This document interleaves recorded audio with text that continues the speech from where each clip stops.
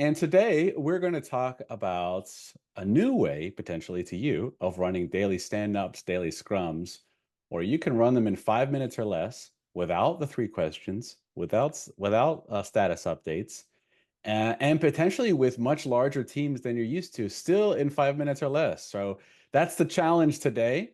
And yeah, so Prateek, what are we looking at? Yeah, what we're looking at right now is an aging work in progress chart.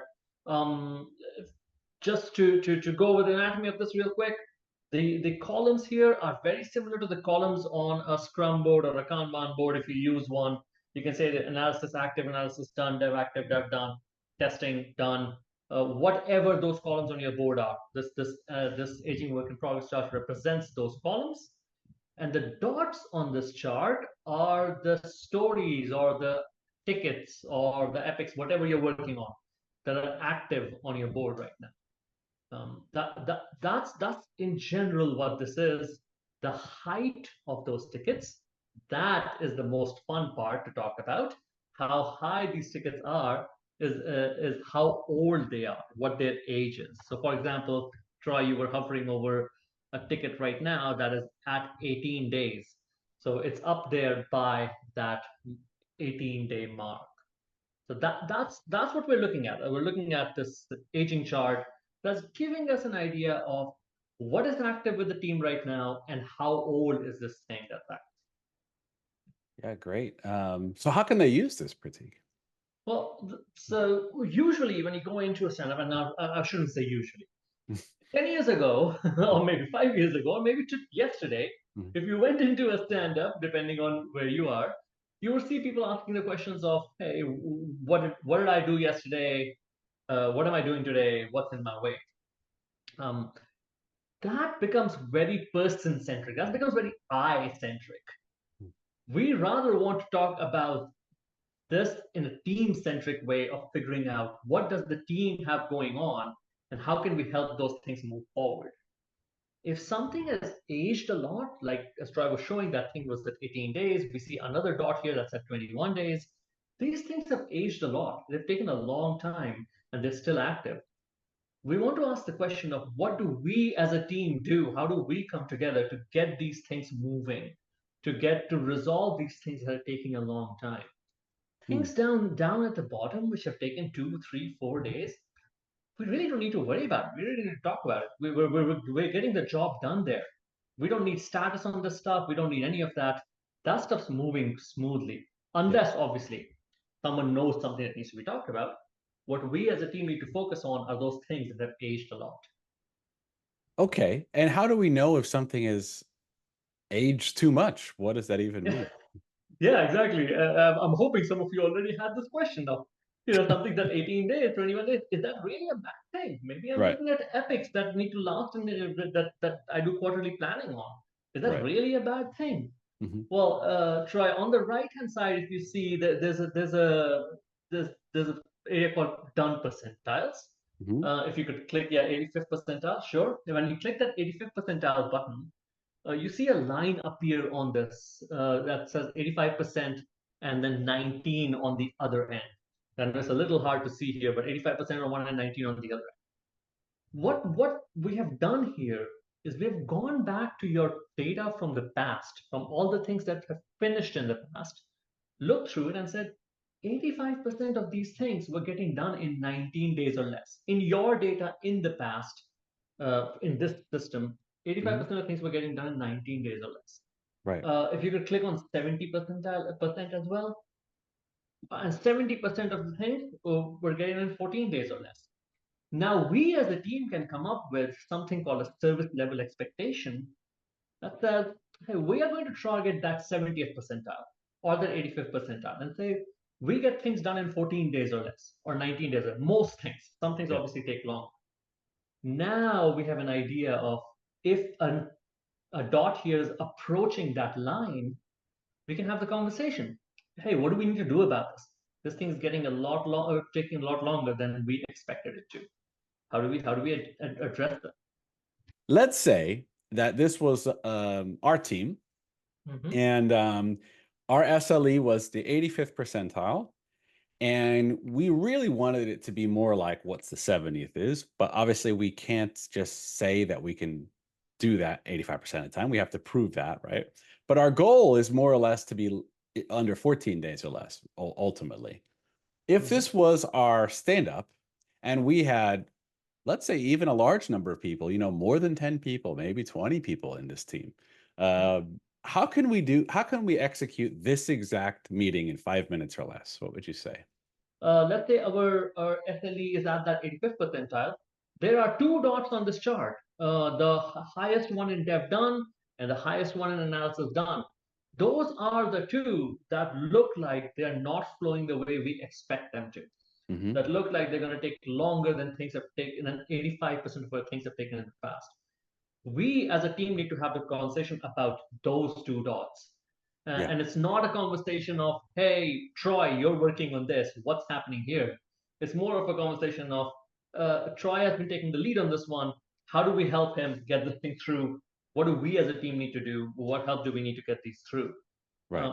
At that point, we don't need to hear about anything else, unless obviously some team member knows something about something else that is important to talk about. Stand-up's done. We've figured out our plan for those two. We're gonna get those moving. Everything else is flowing as it is. All the other about whatever it is, 10, 15 things that are on this chart, I don't need to get status on those. I don't need to know what you did yesterday. What are you doing today? Things are flowing. Great.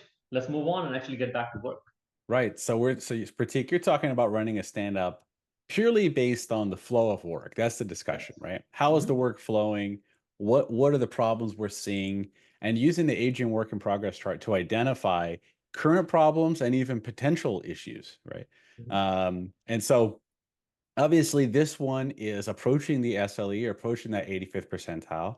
It's already over the 70th, which is what we're kind of hoping that we can be at some point.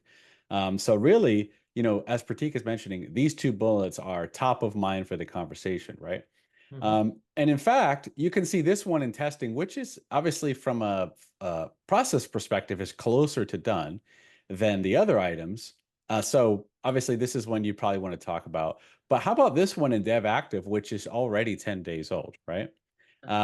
This one, you know, the difference between this one in Dev Active is not even in the testing column, right? So there's potentially even more risk overall that this one is going to increase over the 85th percentile than this one, just because of where it's at in the process. So, and conversely, over here in Analysis Active, this one is already 9 days old and it's at the beginning of the process, right? And so I would say in the stand up, we'd be focused on obviously these two and these three, and we probably don't even need to talk much about the others unless there's a need to, right? Yeah. Yeah, because Exactly. everyone's just working on them and they're flowing fine. There's no issues, right? Just continue working. And if you need to work with somebody or plan something, feel free to bring it up or do it after the meeting, right? But there's no reason to spend 30 minutes in a stand-up meeting going around giving someone a status update, right? Or talking about what you did yesterday while you're half asleep. I mean, who cares, right?